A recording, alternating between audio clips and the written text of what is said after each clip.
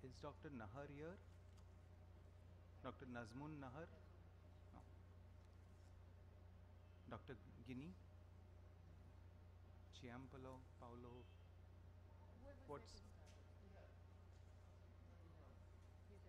Okay. And Dr. Raman is there. Shobha Shiva Prasad is not here. Okay. Good afternoon, friends. We start this session on 200 years in Indian ophthalmology. The first speaker is Dr. Ihab. He's going to talk to us about Trypan Blue and Densiron as key to success in vitrectomy for stage 5 ROP. As he connects up, I'm going to apologize that I will need to leave a little early. I have a session at 12. I have to speak there. So at least whatever talks we can attend.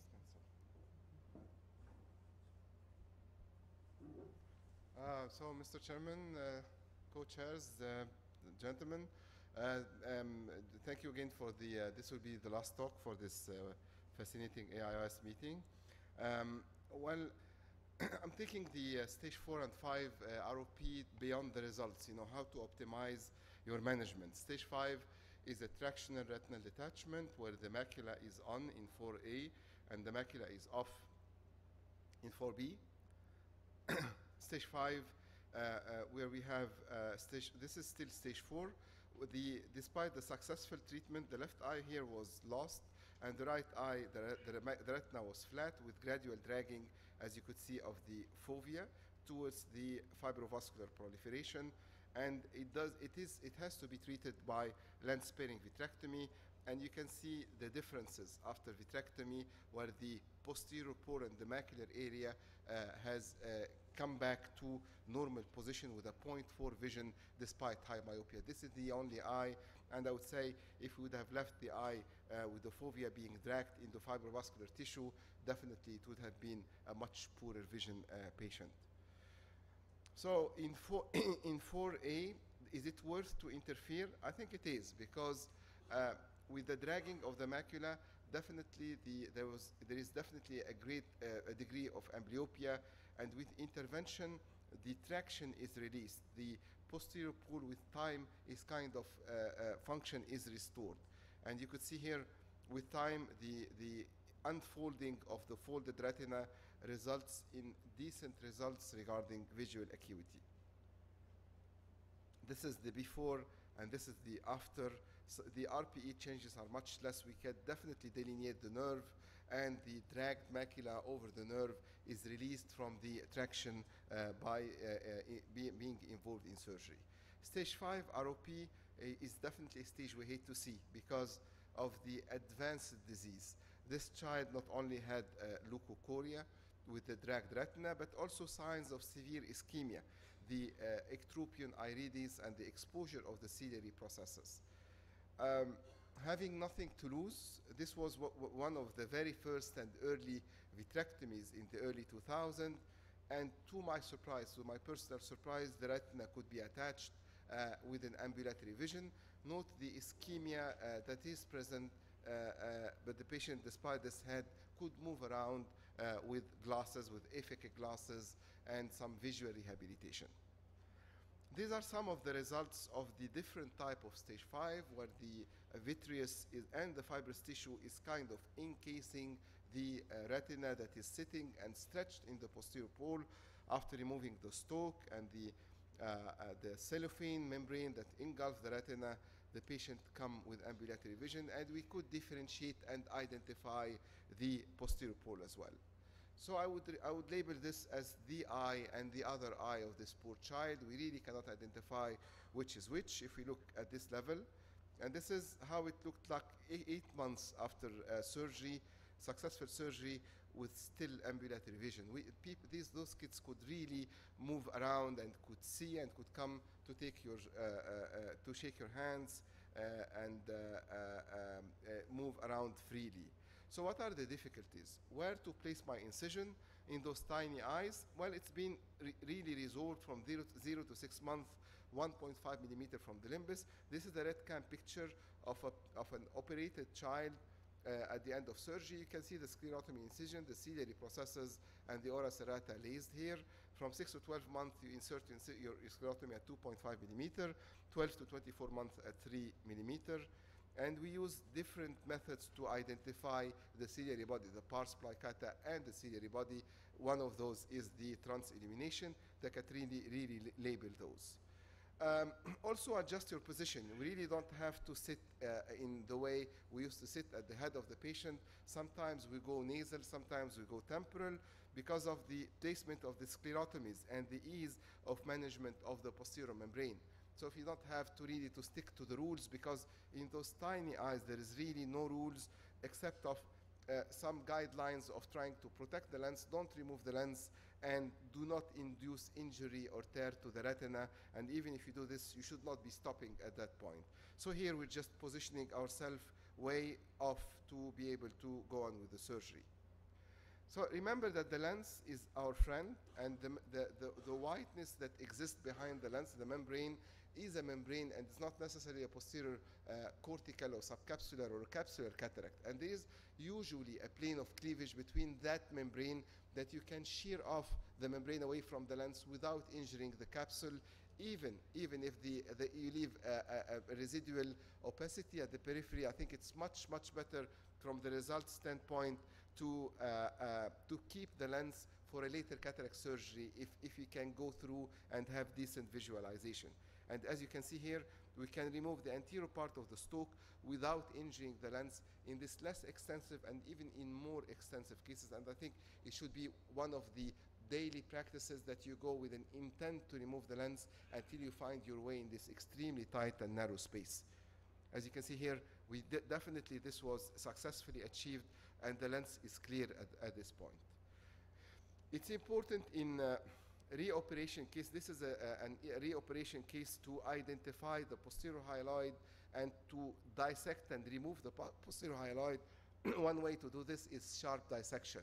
We go with a bent needle and we engage the posterior hyaloid, and we just induce a shearing movement, taking care not to touch the retina, and in this way, I find this the easiest way to really detach and disengage the posterior hyaloid from position. This is a monophthalmic patient who was operated elsewhere, and he had a recurrence. As you can see, the retina is elevated and the fibrovascular membrane was not touched. And this is at surgery. We decided to go back. I don't like to operate back the patients, but what was found out is that the doctor did not tackle or address the posterior hyaloid, and there was fibrovascular membrane left in the temporal trough that was sitting there. We could luckily enough identify and isolate that membrane, and also induce a posterior hyaloid detachment with removing of the posterior vitreous. Here, a tear was induced, and this is the second topic here to discuss. There was a tear here, and this was the only eye.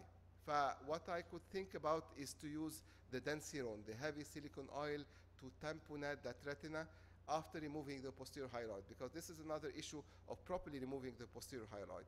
The advice here is do not extend the tear. Do not go for an extended retinotomy or retinectomy, because this will be very damaging. So this is the break, and the heavy silicone oil was used, and the patient was laced. And the heavy silicone oil is a semi-fluorinated silicone oil, whether semi-fluorinated ether or alkane.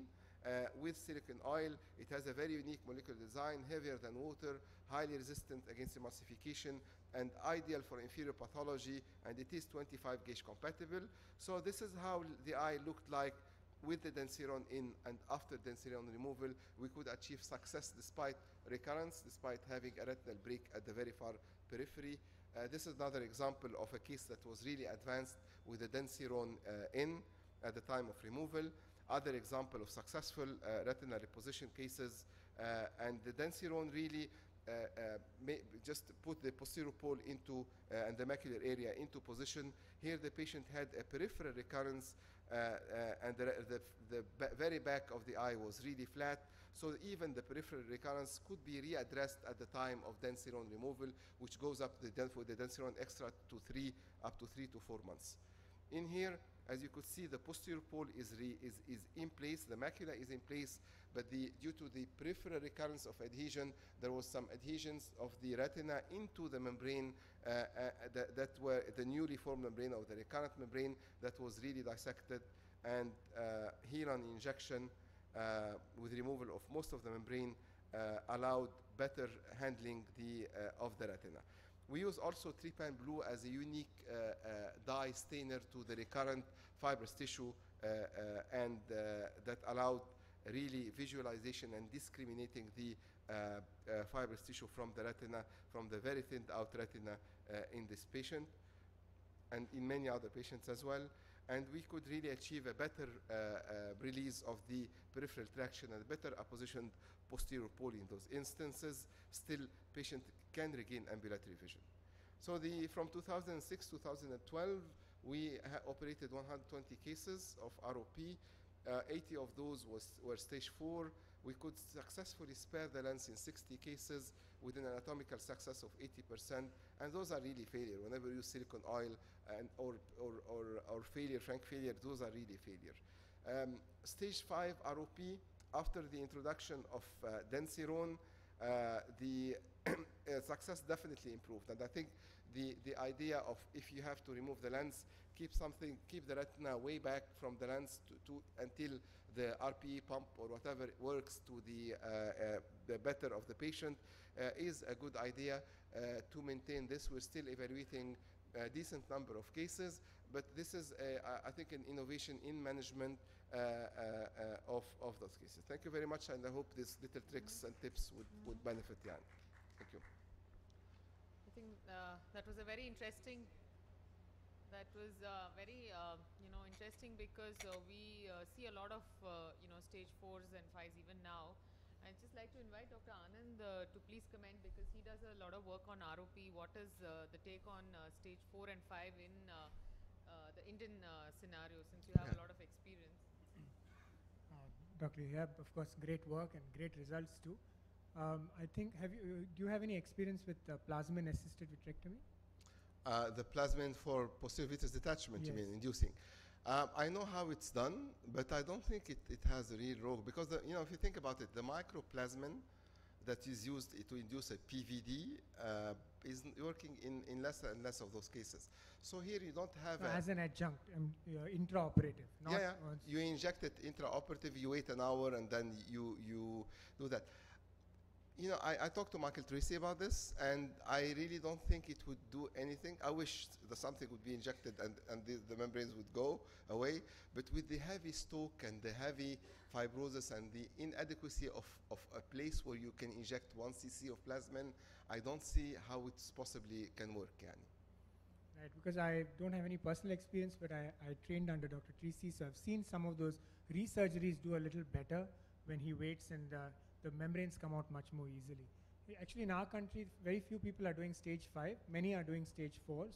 And mainly, I think, as you showed, it's not just the anatomical success, but also we have to follow them up with a great deal of vision rehabilitation. Yeah. And that's something that needs to be told right at the beginning. So I think patient selection becomes very important. Well, you don't have much choice, I know who I wouldn't operate. I know that, But the thing is, like, they have incidence of glaucoma, which I think is up to 50% if you have a 5 years follow-up on those. They have incidence of redetachment. The expectation of the family has really to be addressed. And as I mentioned in your great session yesterday, now you are being sued for treating those kids as well. You may be sued. I'm not sued yet, but I mean, you may be sued because of the poor results. And no matter consent you write and explanation to the family, their expectation is really beyond what you can do, But I think it's worth getting a chance, because giving a chance to those kids, because when you see 2 out of 10 or 3 out of 10 that you really made a difference in their lives, it's really fulfilling for you as well. Thank you so much. Thanks for sharing your work. Yeah. Just a few more questions, sir. What in the recurrence, anterior recurrence, after the densirone was removed, what tamponade did you use? Yeah, usually with the densirone, and proper initial dissection, You know, because of the lack of time, I didn't give everything I know about that. But usually, yani one handicapping factor to against surgery is if you have subretinal cholesterolosis or hemorrhage. And when you're doing an ultrasound, you cannot really differentiate both, except the cholesterol has some spikes on a scan. So this is for me is a contraindication for surgery. You once or twice you're squeezed, and the family keep pushing, and you know that you cannot help. But sometimes you can help. In those circumstances, I really have to drain that fluid out.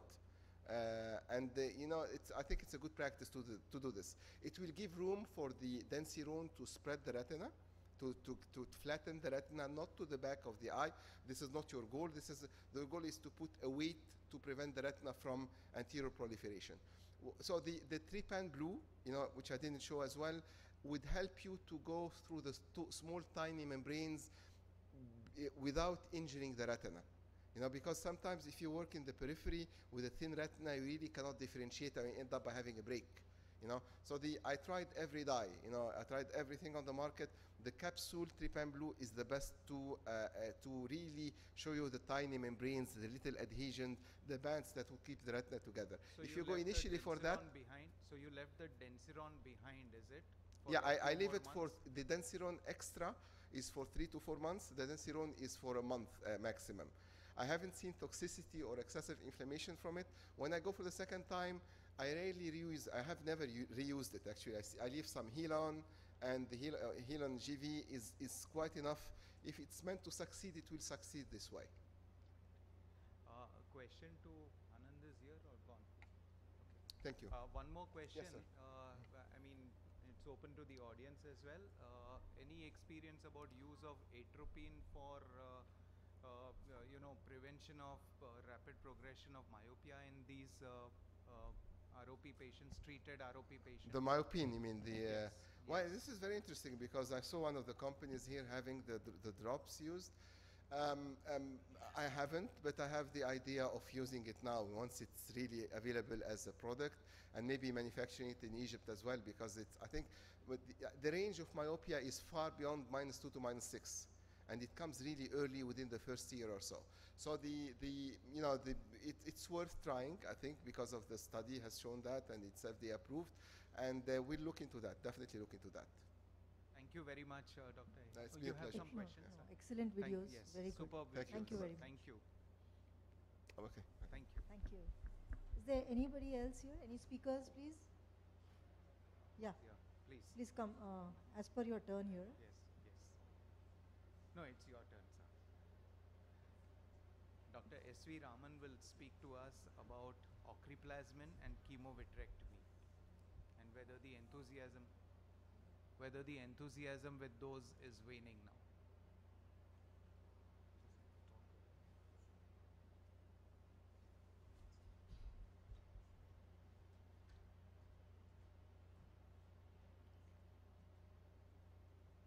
Thank you. Thanks to the All India Ophthalmic Society. It's a privilege to come back to the city where I graduated, and I had my initial postgraduate degree as well and training in Indore. So I have no financial disclosures on this particular presentation. So coming to the bit of embryology on vitreous itself. So we got the primary vitreous, which is an embryonic vitreous. It's important for the eye development. It's supposed to be secreted by the developing lens and the retina. And the vitreous itself induces the retina to form, and both have a sort of interrelationship, which is important. At the end of the 12 millimeter stage, and at the end of 6 weeks, the primary vitreous is replaced by the secondary vitreous or the definitive vitreous. The primary vitreous has some role to play, but the secondary vitreous doesn't seem to have any role to play, although it's there, it does have some role, but when you remove the vitreous, secondary vitreous, the eye seems to function happily without any problem. But it's the seat of a lot of diseases, as we see in adulthood. So what are the normal vitreoretinal attachments? Well, because of the close embryological relationship between the vitreous and the retina, there's a tight adhesion between the two structures, and the optic nerve, the macula, and the blood vessels, and the ora serrata, where it straddles for about 3 to 4 millimeter vitreous space, we had a firm attachment. So as we tend to age, you have involutional changes in the vitreous, which starts initially with syneretic pockets of vitreous, that leads to synchiasis, and that eventually leads to a posterior vitreous detachment. It is said that 65% of patients by the age of 65 will have PVD. So a small proportion of patients beyond 65 years of age will still have attachment, and eventually by 80 and beyond, everyone will have PVD.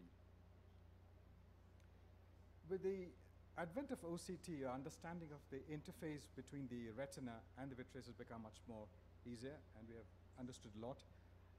We got our first OCT machine in 2006, and after that, we have understood what's going on in the interface. Before that, the concept of VMT didn't exist. I mean, I didn't do any surgeries for vitreomacular traction syndrome. Of course, we used to pick up macular holes clinically, but not of the vitreomacular traction type. So the posterior pole pathology, the VMT, is essentially an OCT-driven technology. So what if you do not get an PVD, and the disastrous consequences of an absence of PVD and consequences can be seen in diabetic patients?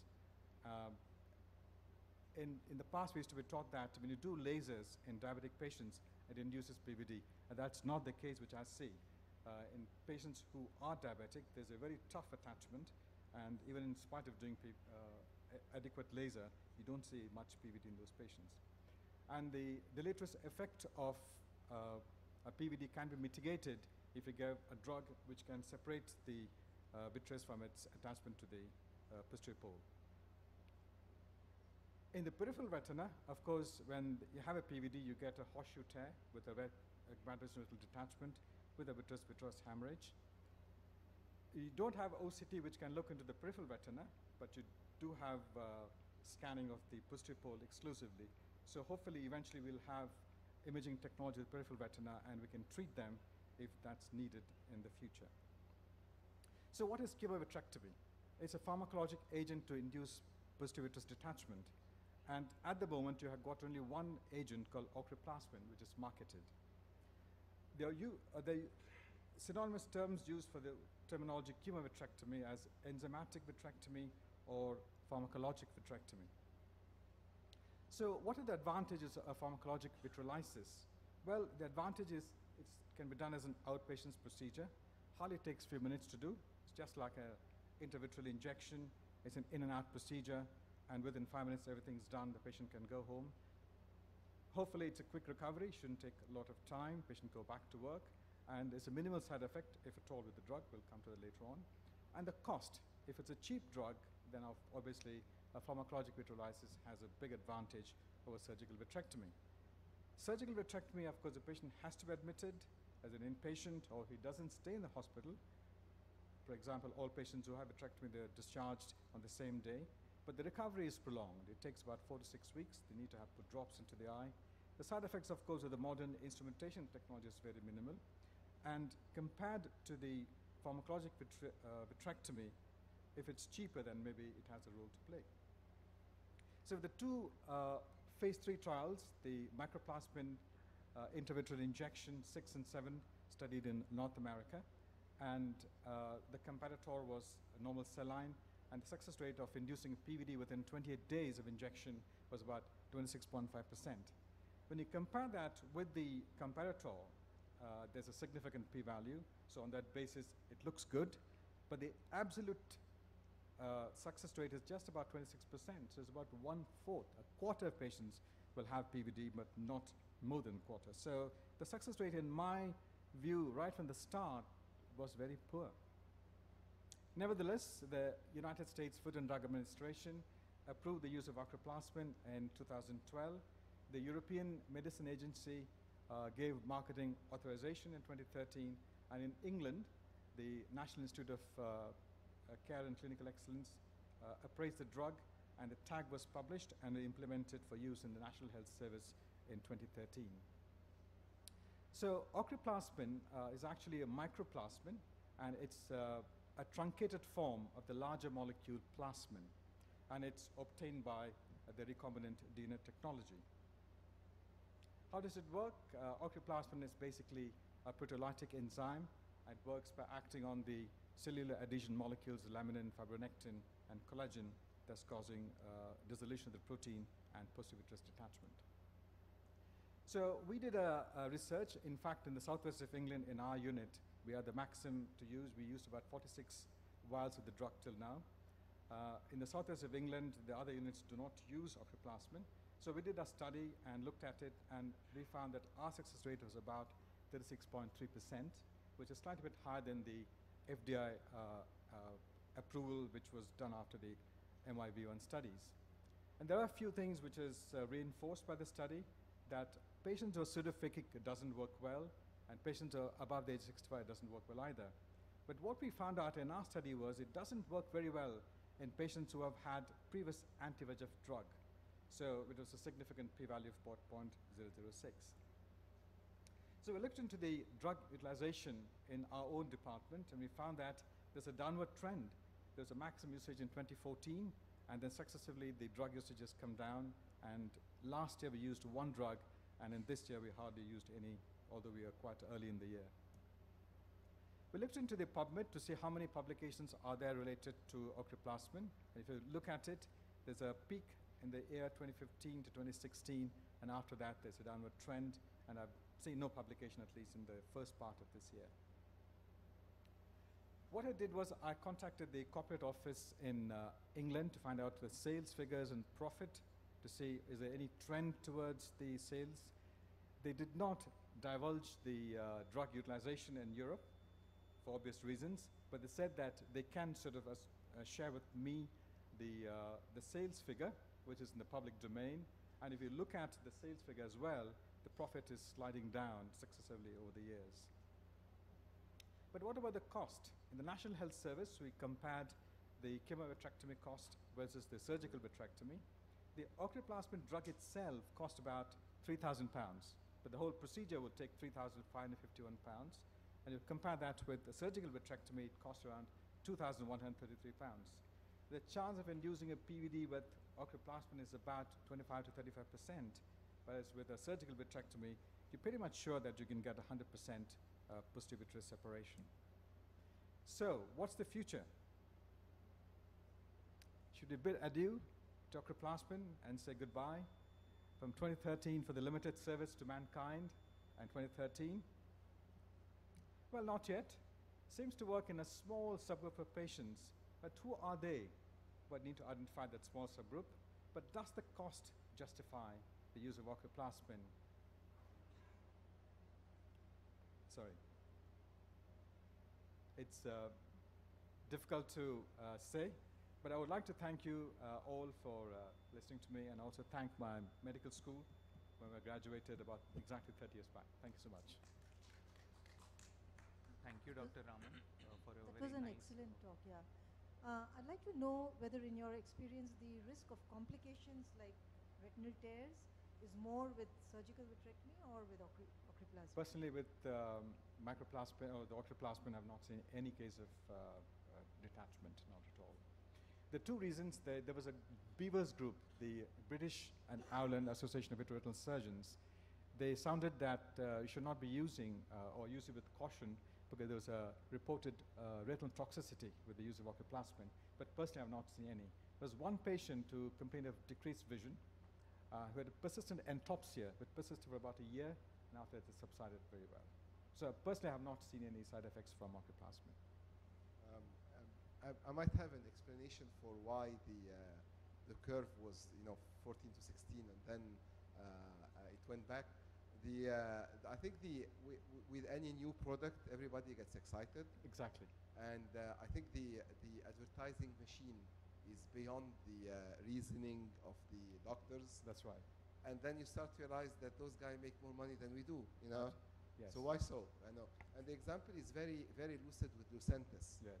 The NICE did a good job saying no initially to Lucentis, and then putting the benchmark where it can, and they negotiated the undisclosed price. Yes. So with the idea coming up and the Avastin having a definite role, prices really start to come down significantly. Yes.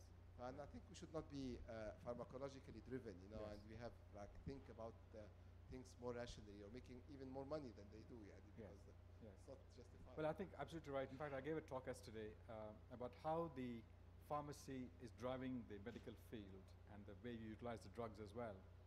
Because we all know that anti-VEGF works very well for DMO, But what they've seen is there was a paper which came out, looked into retrospectively 15,000 patients in the United States, and they found out that in fact the outcome, the visual outcome, is much poor as compared to the RCTs. So the RCTs, whatever it shows, it doesn't happen in the real life situation. So patient's visual improvement is not that as we see in RCTs. So it was meaningfully, what they said was meaningfully inferior in terms of visual outcome compared to what we see in RCTs.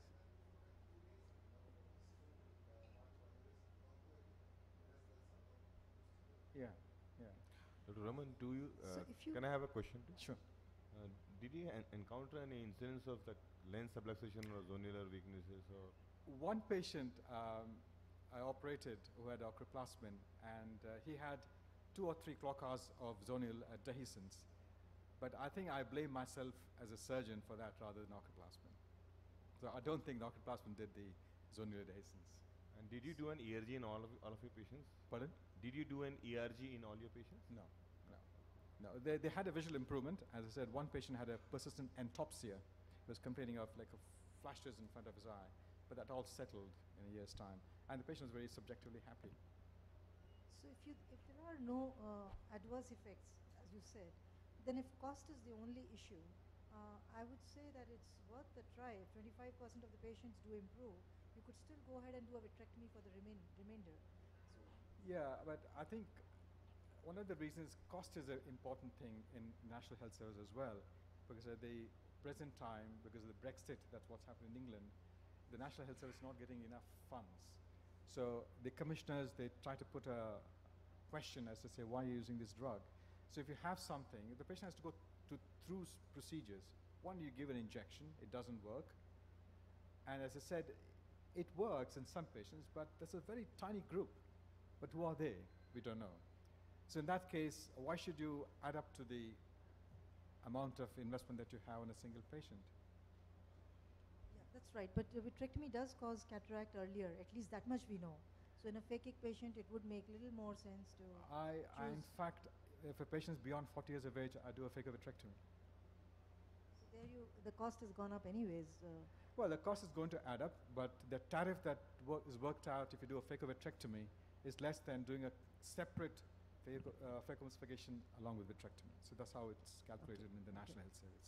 Thank you. We Thank hope you. that there's another Indian jugaad which works out a low-priced microplasmin. I think that may be a solution for humanity be, at could large. be. Just one question, Sure. which doesn't seem to. Why would it work poorly in patients who have already received anti-VEGF? That I think I don't know the exact reason why it doesn't work. One of the reasons why it doesn't work in pseudophakics, when you have a cataract surgery, there's always a shift of the whole posterior-hyaloid phase, and that induces a PVD. Now, this was a traditional teaching when we were reading, when we were students. They used to say, uveitis, trauma, intraocular surgery, they induce PVD. But that's not the case. If we went back and did a literature search, that's not true. There's not enough literature to suggest that cataract induces PVD. There's not a single paper, as far as I know. And again, it's mentioned that if you do a PRP, a laser, that'll induce a PVD. There's no paper on that. The initial paper was looked at by John Seabag on the basis of 6 cases done in the early 80s. And that paper keeps on repeating and quoted as the index paper for subsequent sort of quotes. So, and then it's deeply entrenched in the literature, but that's not true. No, I think clinically, if you observe, I think these conditions are No, unless until you have a associated with definitive of course, proof, you can't say for sure. Yes, You can't say for sure. No, but I mean, I know I'm treading on thin ice when I make this statement, but Yeah. I think we all have common sense and observation powers clinically, and you do observe clinically that post-cataract surgery, PVD does get induced. Now, whether the cataract surgery itself is the trigger, Yes. or it's just occurred as part of a natural progression of that person's vitreous, But- since you've not done any observations Paritosh, I beforehand. think the reason could be that if an anti-VEGF injection could not induce a PVD, then possibly even the No, ochraplasmin may not. No, your question was why anti-VEGF eyes do not respond as well. meaning this is again a conjecture. When we repeat anti-VEGF injections in could not many eyes, induce a PVD. no, I think there is something happening to the posterior hyaloid face, and probably the adhesions become stronger. No, I think they got abnormal vitreoretinal adhesions. Yes. Yeah. So in So those that might patients, be whatever the- you do, nothing's going to happen. Yeah. Because even if you inject gas in the eye, they can induce a PVD, technically, although there's no study. Right. There's no study. In fact, in England, a chap called, I forgot his name, he was going through the ethics committee, he didn't get ethics committee approval, or he didn't get funding, so that didn't go through. So technically, you can inject gas and induce a PVD. But in this, No, there are some papers No, which I- are not randomized controlled Yeah, trials, though. yeah. You're right. I mean, it's not high-level evidence to yes, suggest. Yes. That's the problem. You see, I mean, we can quote, we can look at literature, and we can see our personal experience, but unless and until you have a sufficient evidence, you can't say for sure. I mean, a lot of things, they keep being mentioned, keep repeated, and get deeply entrenched in the literature, but there's no basis, scientific basis for that one. Okay, Yeah, that's Thank you right. very much, Dr. Raman. Thank you very much. Wonderful. Yeah. Yeah, for the subset of patients who have a very small PV attachment, less than 1500 focal attachments, no ERMs, the success is said to be higher. Is that your experience? Yes, I think they do work very well if they're phakic. If they're phakic. Again, if they're phakic, they do very well, and if they're pseudophakic, they don't do very well. Thank you. Any speakers? Yeah. Yeah. Dr. Nahar?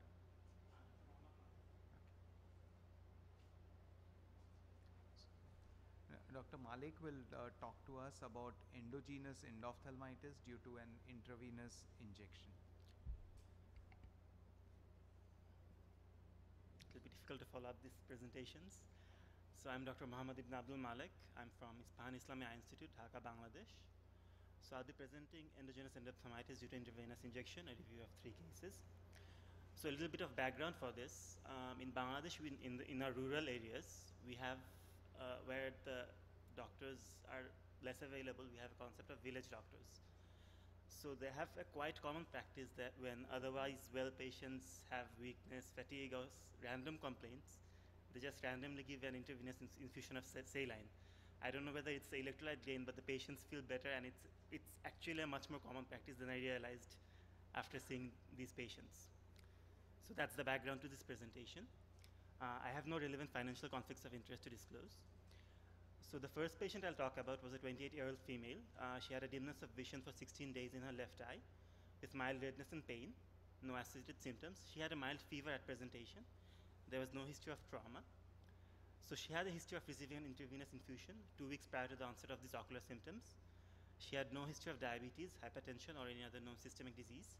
And she had no history of surgery or any procedures undergone. She had received just topical therapy prior to presentation at her hospital, moxifloxacin, prednisolone, and napifenac, with no significant improvement. The visual acuity was hand movements in her left eye. The other eye was normal. Our anterior segment findings revealed a UVL reaction with cells of 2+ with a posterior scenic eye. The fundus showed the absence of a red glow. I'll come to the color fundus photograph. We did an anterior segment imaging. We did a B scan. We did a complete systemic evaluations, which would include a complete blood count with ESR, RBS, creatinine, urinary, and of course, blood culture is essential in these cases to exclude bacterial and fungal organisms.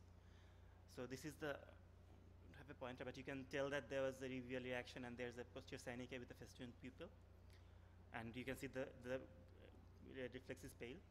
So this is the B scan of the patient. You can see that there is heterogeneous echocity of the vitreous cavity, which is more concentrated in the actually in the posterior pole. This was a feature that was common across all 3 cases, as you will see. I don't know if it's been reported as such, but this is what we found. So investigations actually didn't reveal much. There was a mild neutrophilic leukocytosis, which you can get in any fever. RBC, RBS, creatinine, all investigations were normal. The blood culture was also negative, surprisingly. There. So we managed it we clinically diagnosed it as a case of endogenous endophthalmitis. We went for hospitalization. We did antibiotics and antifungals, even though the blood culture was negative due to a high index of suspicion, and a significant proportion of these cases are reported to be fungal. So we went for ceftazidime, vancomycin, and voriconazole intravitreally. We continued the topical moxifloxacin, and we added an antifungal. we added a topical prednisolone, we added an ceftriaxone and vancomycin with oral antifungal cover, and we gave oral prednisolone. I know this is controversial, but we gave a short course and we quickly tapered it over 2 weeks. We counseled the patient for immediate surgery because there was actually no other option here. So we went for, as we all do in endophthalmitis cases, we went for vitreous biopsy followed by parthenoid vitrectomy. And we gave intravitreal antibiotics and antifungals. Sorry, I just wrote antibiotics, which was ceftazidime, vancomycin, and voriconazole. So successive follow-ups, the surgery was successful. I didn't include the video for the sake of time. I probably could have included it. But it documented a progressive improvement in visual acuity with the most recent follow-up documenting a vision of 2/60.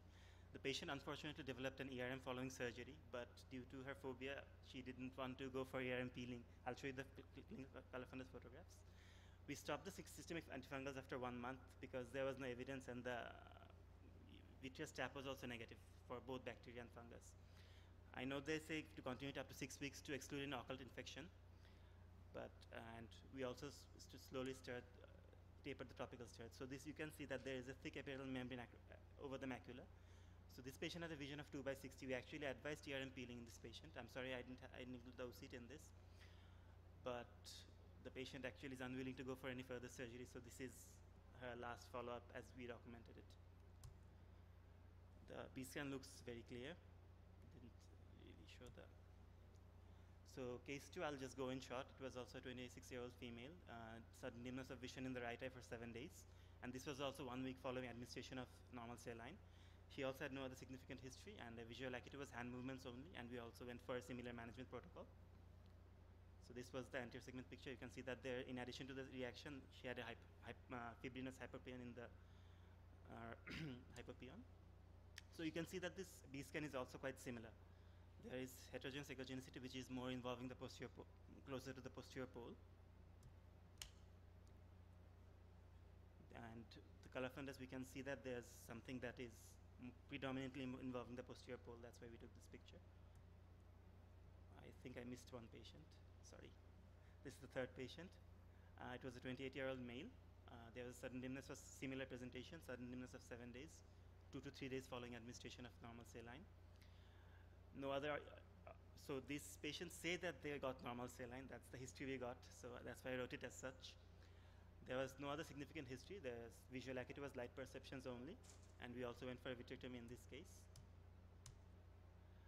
So infectious endophthalmitis is we all know what it is, in which the internal structures of the eye invaded by microorganisms. Endogenous endophthalmitis is uncommon, and actually most cases have been reported in immunocompromised patients, not really immunocompetent patients. The right eye, some people have said it's more affected. Slides. So these are actually, as I already said, it's more common in immunosuppressed patients with chronic immune compromising illnesses, which include renal failure and diabetes, immunosuppressive diseases and treatment, which could be post-organ transplant, HIV, and long-term catheters, and urinary tract infections. So predisposing factors that have been postulated are invasive surgeries, intravenous drug abuse, and hepatobiliary and genitourinary infections and dental procedures.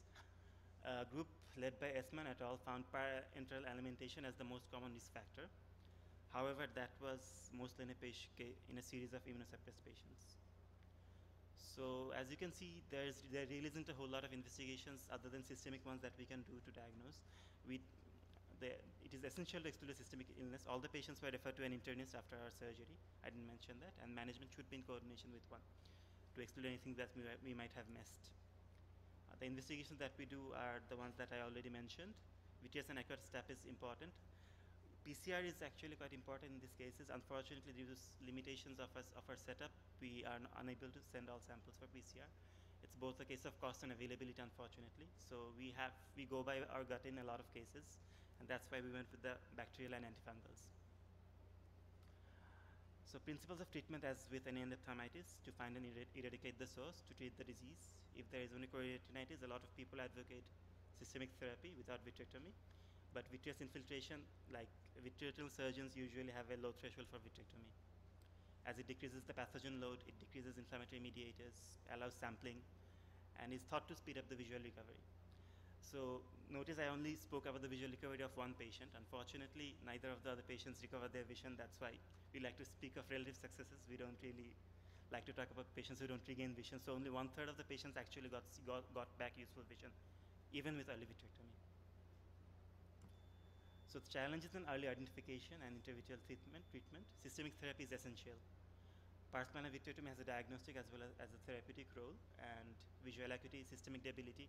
So as I said, a lot of patients in these cases are immunosuppressed. So in a lot of cases, pars plana vitrectomy is actually not possible because of the systemic condition of the patient.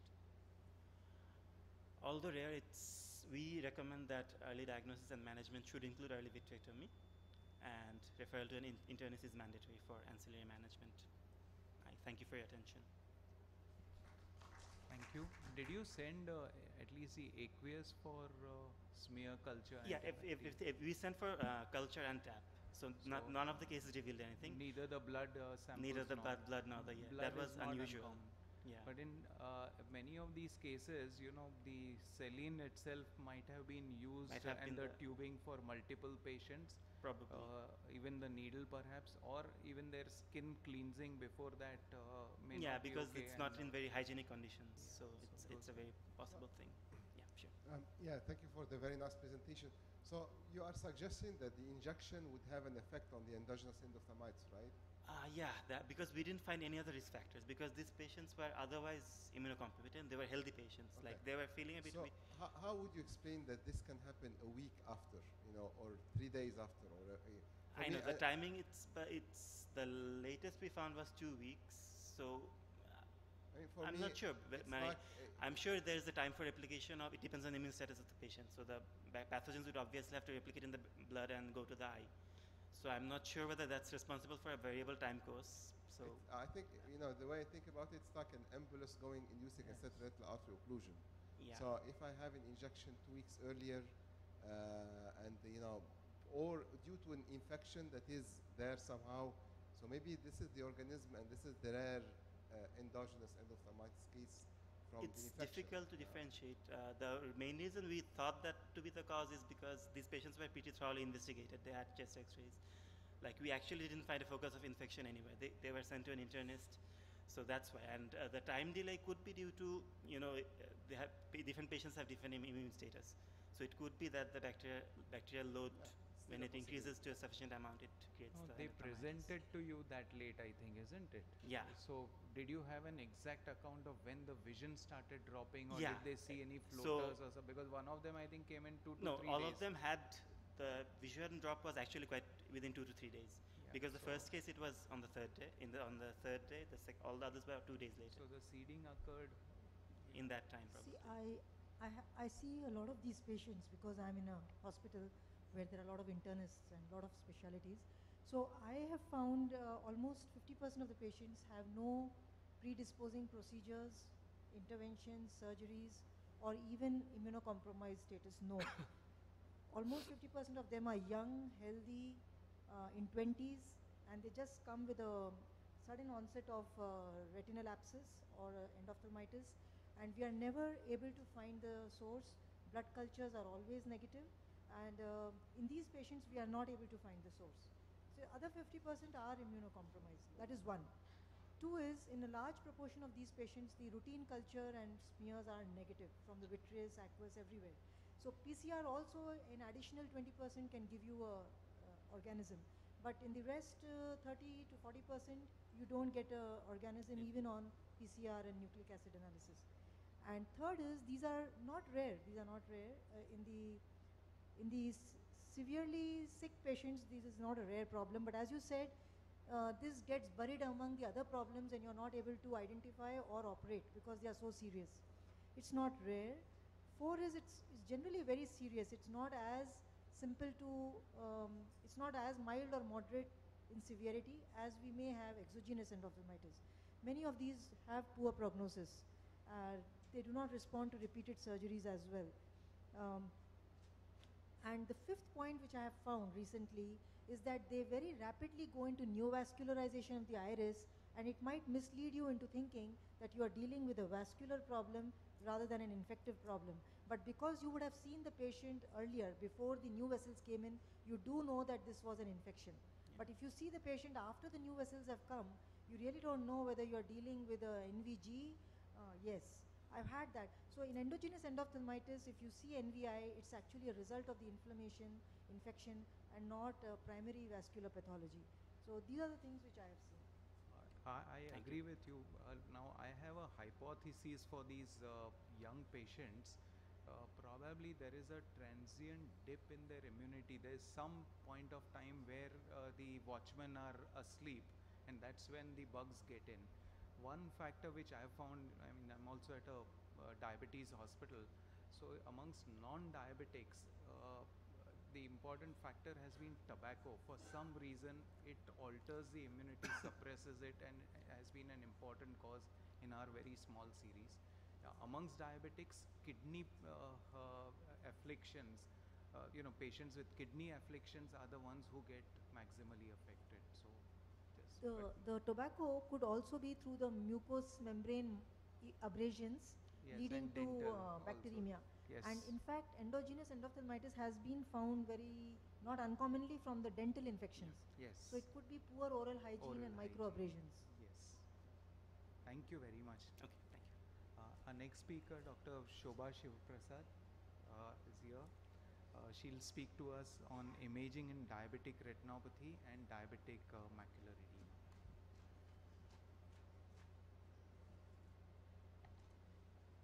Good afternoon. These are my financial disclosures. So I was just going to say that despite 200 years of ophthalmology, our aims and objectives of treatment and management of diabetic retinopathy still is about treatment of diabetic retinopathy. There are no preventive measures as yet. We have come a long way as far as retinal imaging is concerned. As you know, we started off with film, then digital, then 7-field fluorescent angiography. Today we have wide-angle imaging, different types of OCTs and OCTAs, and now machine learning. So we are evolving over time.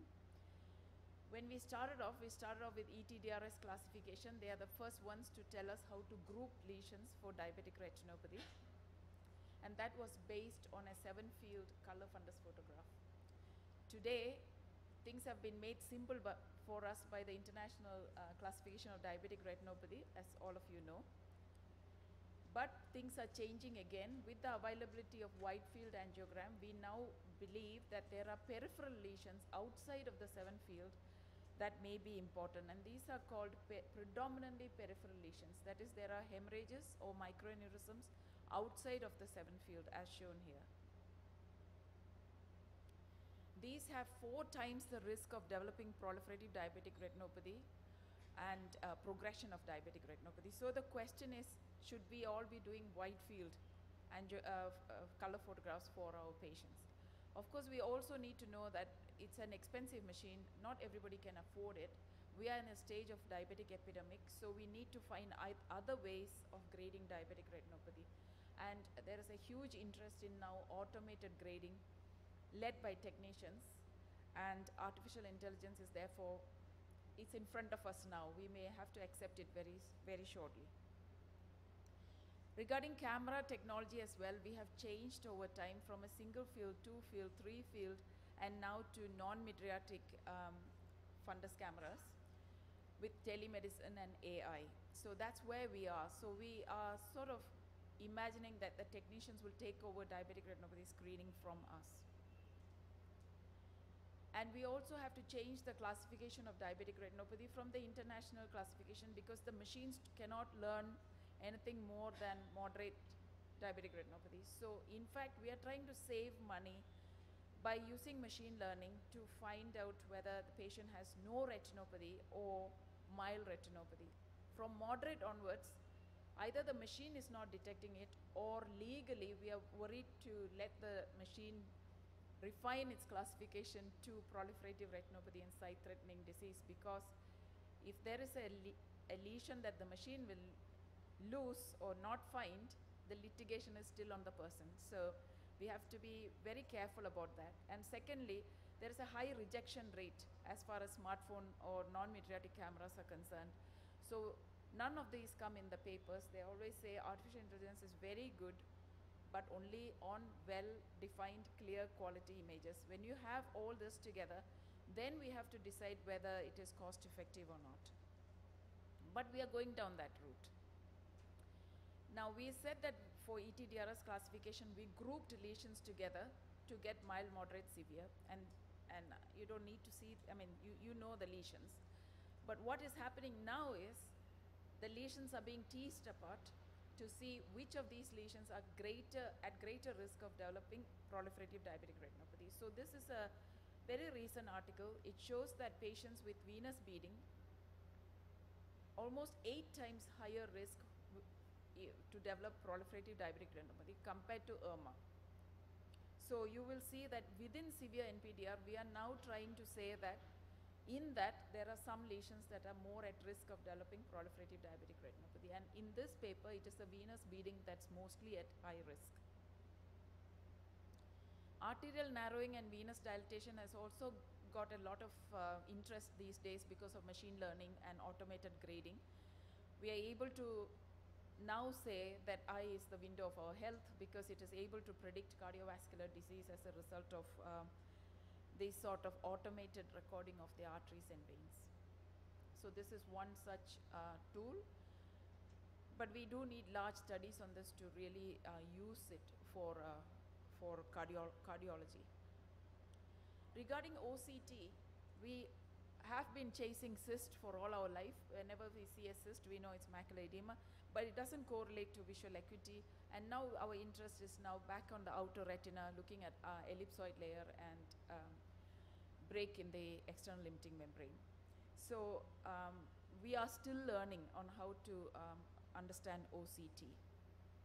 We also know that disorganization of the inner retinal layer seems to be a new entity that correlates with ischemic retina and more correlation with visual function rather than just cyst of the retina.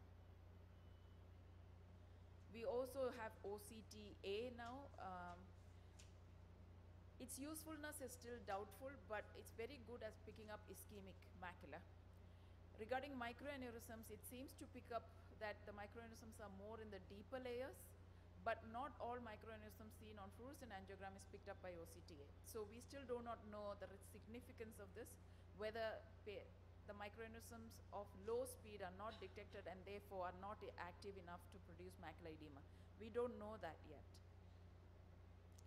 We know that the parafoveal vessel density seems to be a good sign of a marker of severity of disease. So the more the parafoveal vessel density decreases, the more likely it is that this patient is going to develop PDR in the near future.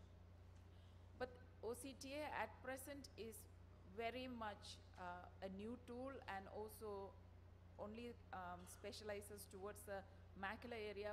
New plexi light can go up to the equator, but I think it's a few years before we can actually understand the significance of this in diabetic retinopathy.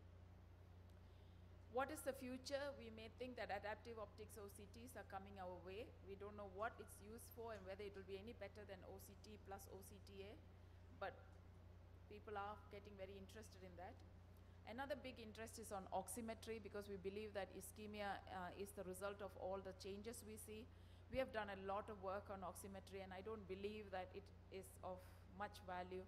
It's very time-taking and I don't think we get any more information than a fluorescent angiogram, but that's my opinion. We also know that metabolic imaging may be coming our way. Now we say diabetes is a metabolic disease and therefore the retina should be metabolically affected as a result of diabetes. And maybe this is the way forward. This is a flavoprotein mitochondrial activity that has come up. It's very new tool. We don't know what it actually signifies, but we have to correlate it with our known structural changes to understand what it does. Perhaps these are the type of tests that will tell us who will develop diabetic retinopathy in future. So if you have 100 diabetics, we know only 30% will develop diabetic retinopathy, and maybe this type of tool will tell us who that 30% is, then they can be screened for diabetic retinopathy. We also know about diabetic retinopathy and its improvement with anti-VEGF therapy. That's a huge era of new results that are coming out. You can this is an example from the RISE and RITE that showed after anti-VEGF therapy, all the hemorrhages disappeared. So Campechiro's group in the US have shown that it is because of ranibizumab or other anti-VEGF agent trying to break the loop of the VEGF positive feedback. And that is why the non-perfusion improves. That was his theory, and he has got publications on that. And we went by that. So people started developing ways of measuring non-ischemia of the retina, non-perfusion of the retina, because we want to know the response to treatment. But what we found from the CLARITY study is that cosmetically, as you see in this patient before and after aflibercept, you definitely see an improvement in the gray scale of the angiogram. This is what made us to believe that it actually improves non-perfusion. But after doing OCTA, we now know that none of the non-perfusion area actually improves. So that's where we are. So we have cosmetically improved our retina by decreasing the edema, and therefore it looks better, but no change to non-perfusion as yet. So what's the conclusion? In 10 years, we have tried to refine the current diabetic retinopathy grading, but with new imaging tool, we are going to reclassify diabetic retinopathy again. And perhaps in another 10 years, we may see a change in the way we diagnose diabetic retinopathy. May not be vascular, it may be metabolic changes that we look for. We also hope that we will get preventive options to treat, to manage these patients, and therefore we have to go for new clinical endpoints, but that will take time. Thank you.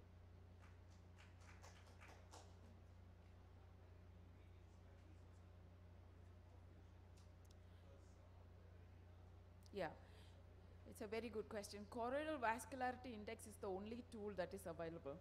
It is not very accurate. It just gives you a cut of the choroid at one section. It's not giving you the volume. I think the same company is trying to get a volume. Unless we know that the volume decreases, it is very difficult to say whether it will be, you can't measure it.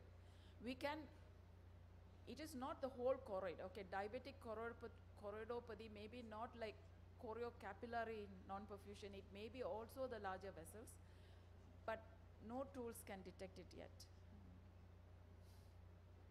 Yes. Shiva, thanks for the earlier presentation.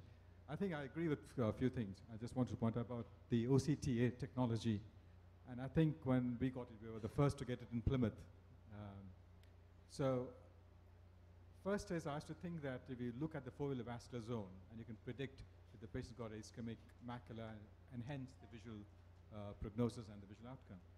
But I think the superficial vascular plexus doesn't play a significant role. So we went and said, okay, let us look at the deep vascular plexus. Now the imaging technology for OCTA is very poor. The resolution is not that good to start with. But in fact, in few patients who had a poor vision, the foveal vascular zone of the superficial retina is absolutely normal. Look back with high resolution on the deep plexus, and in fact there was ischemia in few of the patients. So I think the DVC is not studied. I think that's what we need to focus our attention at the moment rather than SVC. So at present, what is happening is all the companies have got the tools to measure vessel density, and they're all superficial because they cannot go deep due to the resolution effect. But if you, like, as you said, individually take patients up and look at them, the foveal avascular zone is much wider in the deep plexus.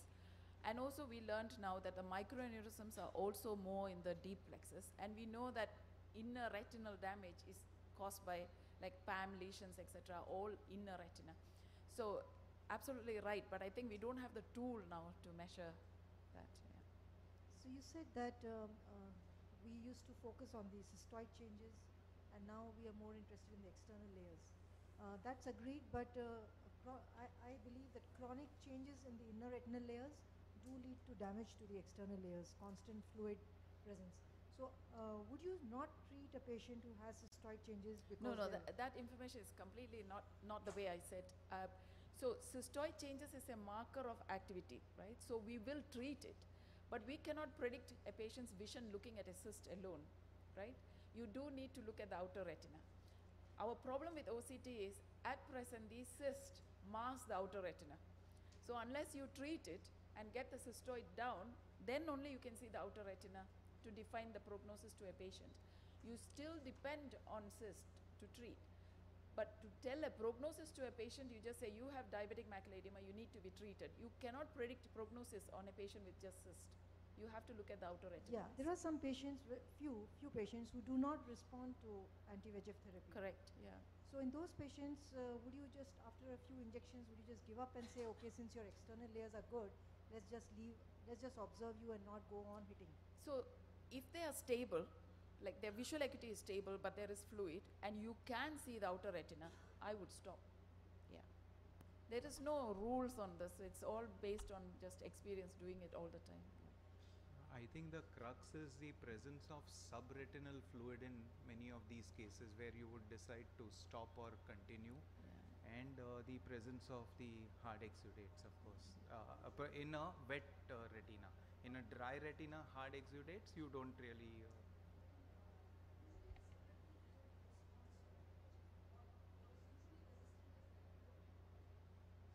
So just one question, that's my personal observation as well. I mean, we seem to be more fixated on deep retina, choroid, and so on and so forth.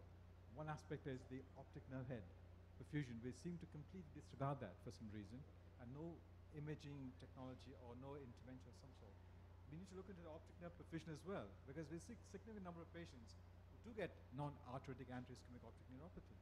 So at present, I think there are some, at least I know of some papers that are using OCTA to look at the optic nerve head.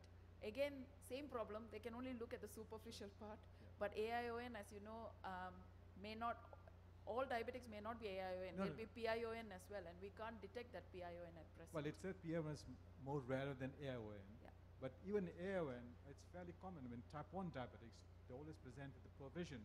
The macula is fine, the optic nerve is dysfunctional, so that's where they have poor vision.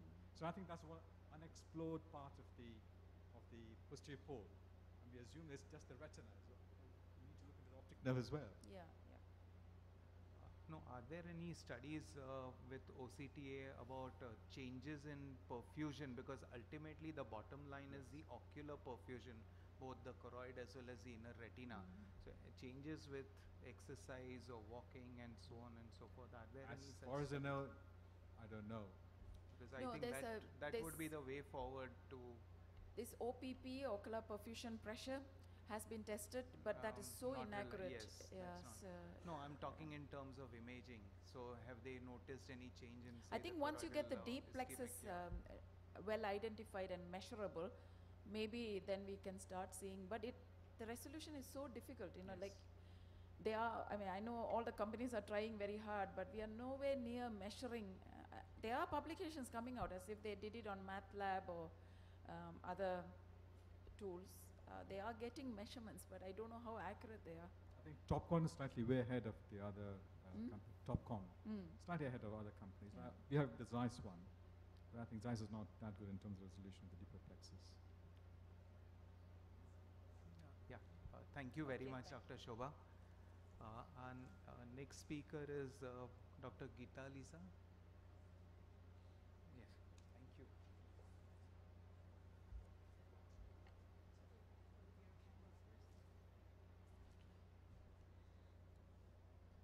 Thank you again for the organizing committee to invite me. It's such a pleasure to be here. So I'll talk about the results of pneumatic retinopexy for rheumatogenic retinal detachment. I come from Jakarta, Indonesia, so I will report results from two eye hospitals. One is the government and one is the my private hospital. So pneumatic retinopexy is a non-incisional, minimally invasive procedure for retinal detachment or RD treatment. It's usually indicated in RDs with symptoms 7 days or less. The extent of retinal detachment limited to 1 or 2 quadrants, breaks in superior 8 clock hours, and location of tears in the supratemporal area, macon detachments, and mild PVR, maximum grade B, phakic eyes, and also for patients who are able to posture. It's considered unsuitable for retinal tears exceeding 1 hour, and multiple tears extending more than 1 hour, and inferior 4 clock hours in the retina, and also significant grade C or grade D PVR, and also for glaucoma patients or pseudophakic patients with ACIOLs, or patients with physical or mental inability, and also cloudy refractive media. The advantages of this procedure is, of course, it reduces the discomfort in patients.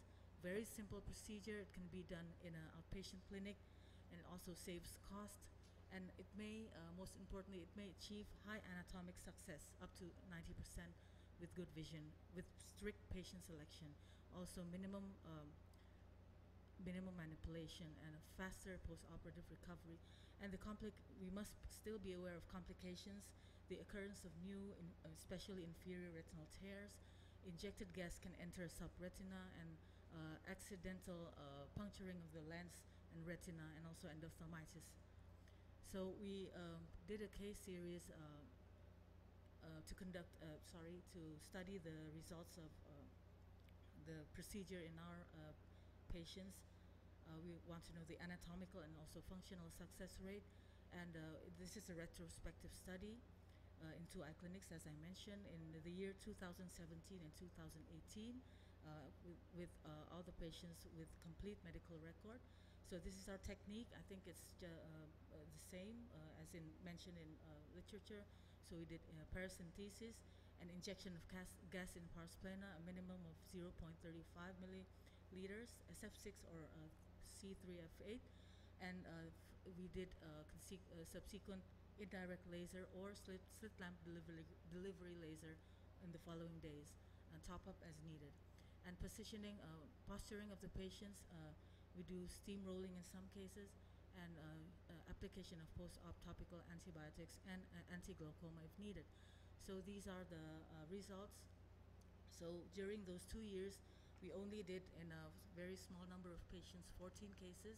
As you can see here, do you have a pointer?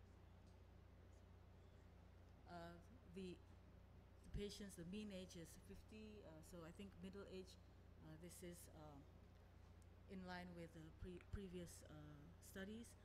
The onset is a bit, in our series, is a wide range between 4 to 60 days.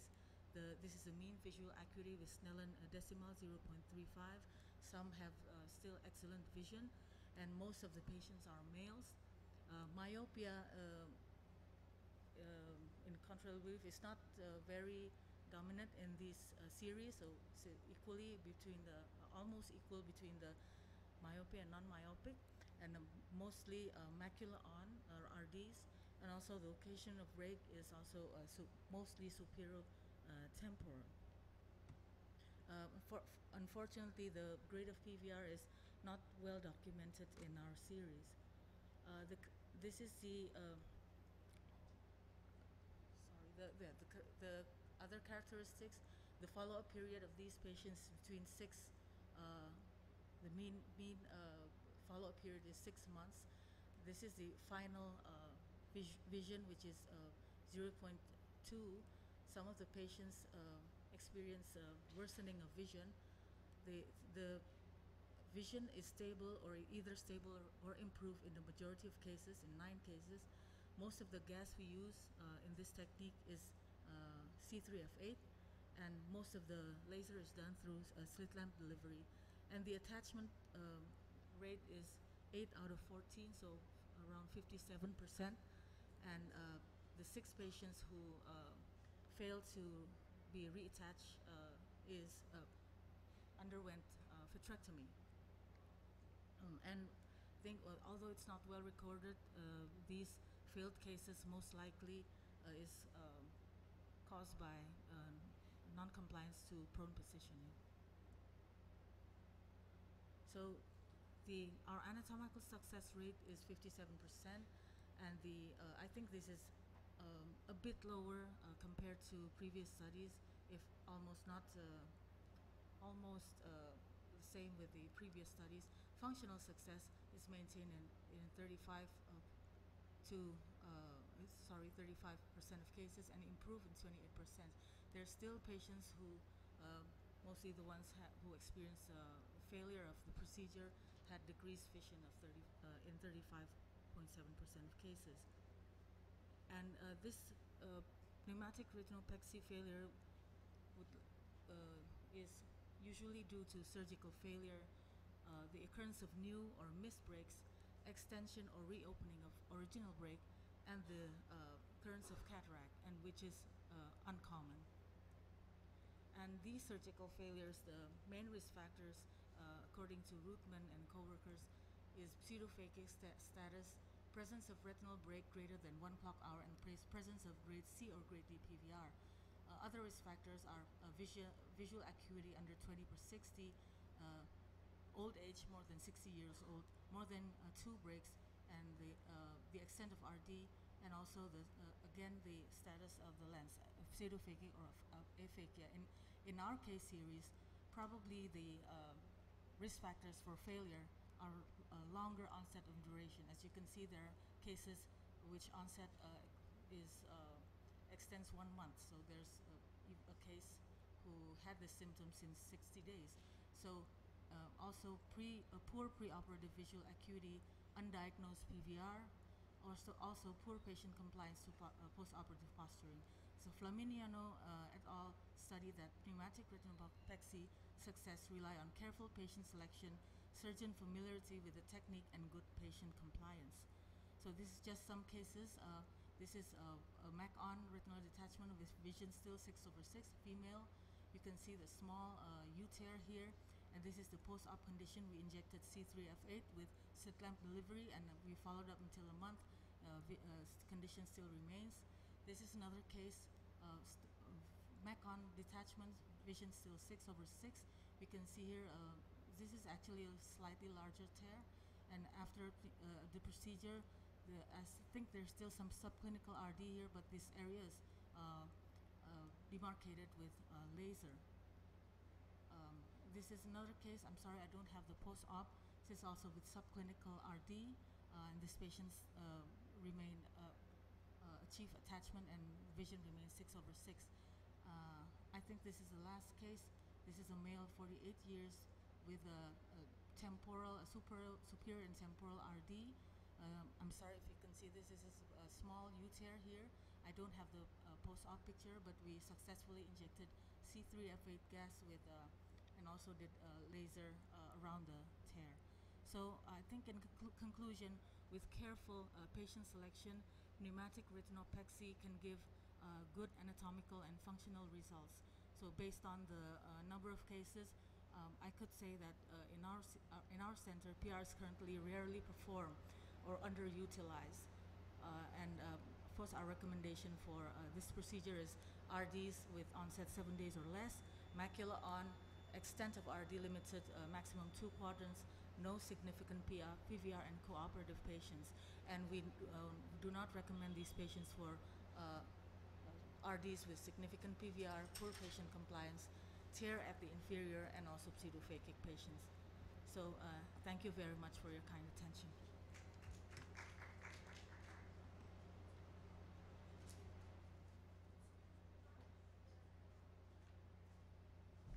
So a couple of Yes. questions.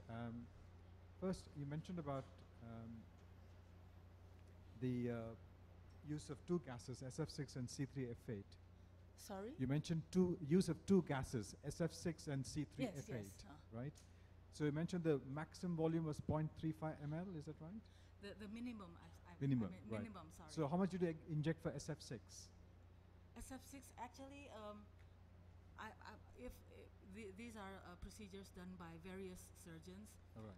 I'd prefer to use SF6 because The quantity is important as sorry, well. C3F8. I prefer to do with C3F8. Right. And the minimum, I would need a sufficient gas bubble, and C3F8 would expand more, so that's my gas of choice actually. But some other consultants also use SF6.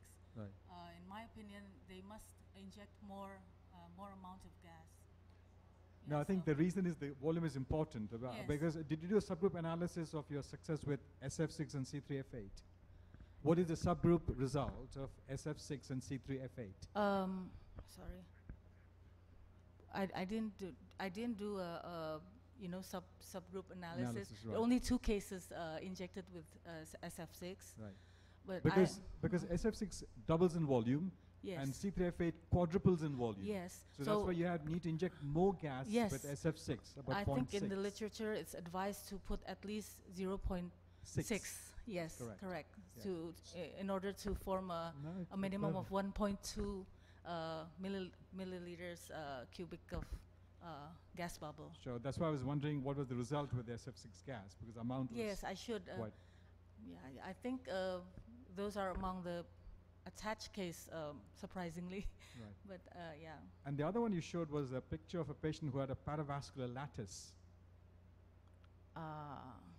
You showed one of the pictures. There's a paravascular lattice where you did a pneumatic, and you did a barrage laser on the periphery. Oh yes, yes, yes. Right? I remember. So I think you need a lot of courage to do a pneumatic on those patients. I don't think they will work. Yes, that case is not done by me. So if I was I received that patient, probably it looks like a large share. I would go for a vitrectomy or. No, the reason because I used to do pneumatic retinopathy where I got Yes. success rate of 95%. I Yeah. stopped doing it because once you get a PVR, the eye is Yes. lost. Pretty Yes, much, yes. Right? It's an elegant technique, but if you are very sure about the number of tears that you see, Yes. then it will work. The other thing was the myopia. I mean, myopia is not a contraindication, but definitely if you have a high myopia above 6, there's bound to be an abnormal vitreoretinal adhesion, and it doesn't work. And they do get retinal detachment and PVR.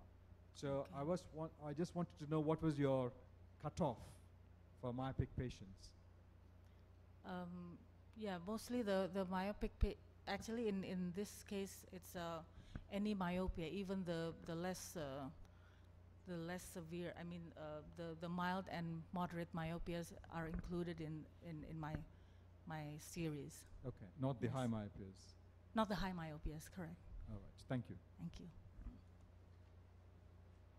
The high myopes, in fact, would, if you decide to go ahead with them, you'd want to use a larger bubble. I've used pneumatic retinopathy in pre-vitrectomy era for some of the paramacular holes in myopes with laser in those days about 2 decades ago, but we no longer use them. Some of these pneumatic retinopathy eyes, especially the ones with abnormal vitreoretinal adhesion, they do badly because they start developing breaks in other quadrants Yes. which were not previously detached, Yes. etc. So one needs to be extremely alert in the post-operative period as well.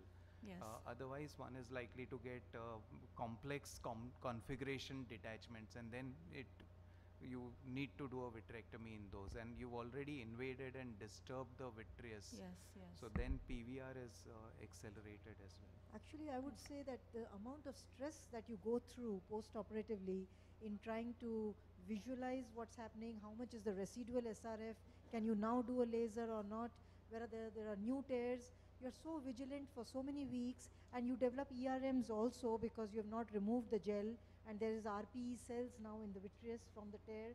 I feel at the end of all of this, what the hell was I doing? I mean, I could have just finished that vitrectomy in 45 minutes and I would never have to look at the case again. So really, I don't do it at all, at all. The stress from both sides and the long-term complications in terms of ERM and the vitreous floaters which remain just make it not worthwhile. That's my opinion.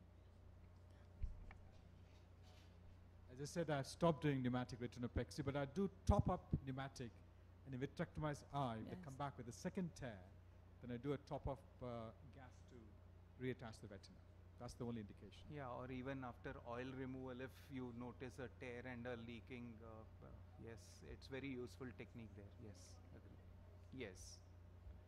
Thank you very much.